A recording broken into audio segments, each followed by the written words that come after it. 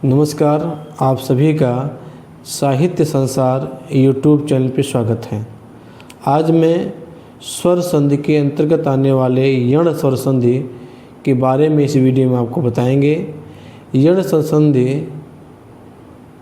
प्रतियोगी परीक्षाओं में बहुत पूछा जाता है, इसलिए आपसे निवेदन है कि इस वीडियो को शुरू से लेकर अंत तक जरूर देखें। यण स्वर संधि के प्रमुख भेदों में से एक है। आइए समझते हैं यण स्वर संधि की पहचान हम कैसे करें।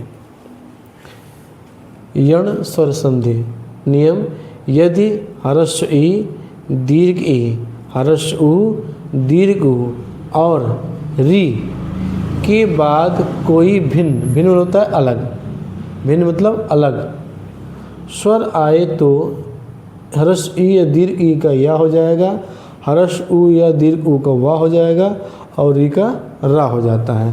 आइए इसको समझते हैं कहा क्या जा रहा है। यदि ई के बाद यानी ई के बाद कोई भिन्न स्वर आए यानी आ जाए तो या हो जाएगा, ठीक है।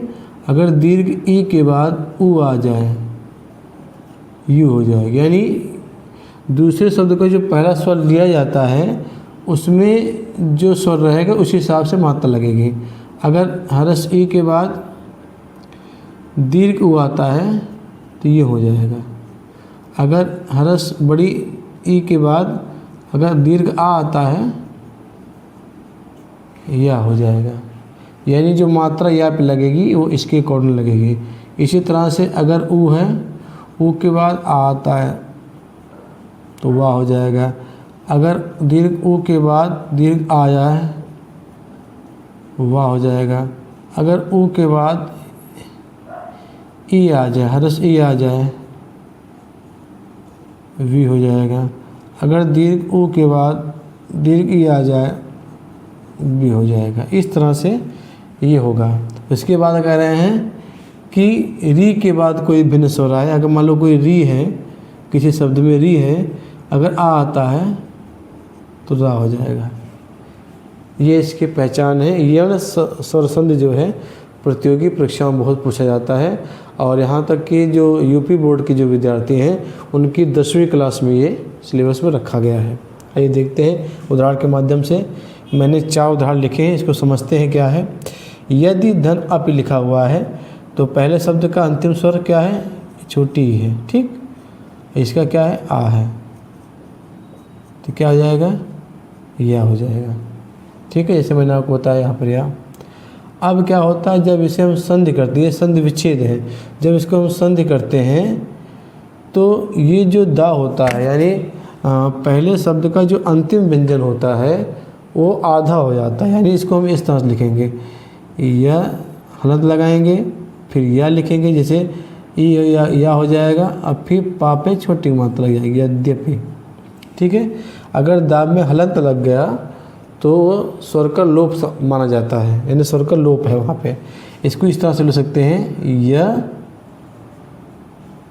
दिपे, ये भी दोनों सही हैं। ये जो बनता द्या बनता है इसे दा प्लस हलंत और या, ये होता है द्या, इस तरह से बनता है, ठीक है, यद्यपि। अब देखते हैं इस दूसरा है, मैंने बनाया आपको अति प्लस उत्तम या अति प्लस अति जमा उत्तम। तो यहाँ पर छोटी मात्रा है तो छोटी आ जाएगा, प्लस यहाँ पर छोटा हुआ है तो छोटा हुआ आ जाएगा। तो क्या हो जाएगा? हाँ बताइए। तो या और छोटा हूँ यू है ना, यू की मात्रा लग जाएगी। अब ऐसे मैंने बताया था कि पहले शब्द का जो अंतिम व्यंजन है वो आधा हो जाता है, तो आ फिर आधा ता, ठीक, फिर यू आधा ता मा,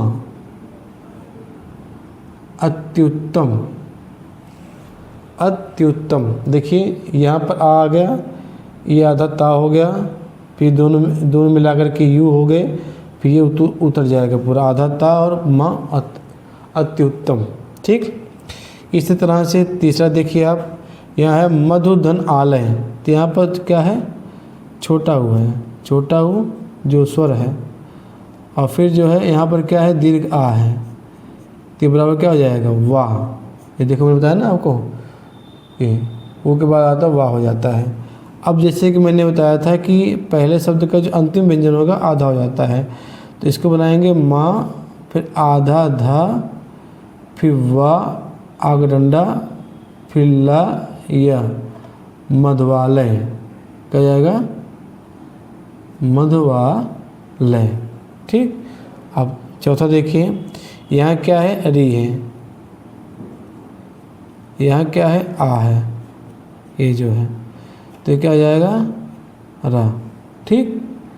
इस तरह से आगडंडा हो जाएगा, आग मतलब आगडंडा हो जाएगा।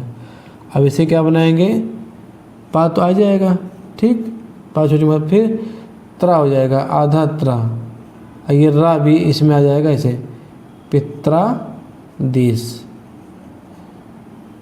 यानी इसमें जो रा बना हुआ है एक तो आधा ता हो गया आपका, आधा ता और फिर रा बना हुआ है, इस तरह से आधा ता प्लस रा, इस तरह से पित्रा देश हुआ है। ठीक है, समझ गए, इस तरह से बना हुआ है।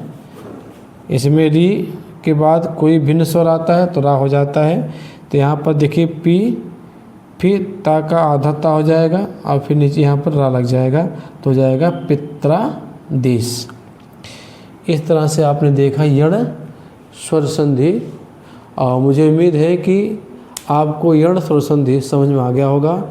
फिर भी कोई दिक्कत होती है तो आप कमेंट बॉक्स में अवश्य लिखें, मैं आपको पुनः इस यण स्वर संधि को समझाऊंगा। लेकिन ध्यान रखिएगा कि जब भी वीडियो देखें तो शुरू से लेकर अंत तक देखें, तभी आप, चाहे यण स्वर संधि हो चाहे कोई भी वीडियो हो, तभी समझ में आ पाएगा। अगर अभी तक आपने मेरा चैनल सब्सक्राइब नहीं किया है, सब्सक्राइब करें, इस वीडियो को लाइक करें, शेयर करें, जिससे और भी विद्यार्थी या और भी जो पाठक वर्ग हैं जो वीडियो देखते हैं, समझते हैं, हिंदी को पढ़ते हैं, उनके तक वहाँ पर पहुँच जाए। आज के लिए बस इतना ही, जल्द मिलते हैं एक नई वीडियो के साथ, तब तक अपना ख्याल रखिएगा। जय हिंद।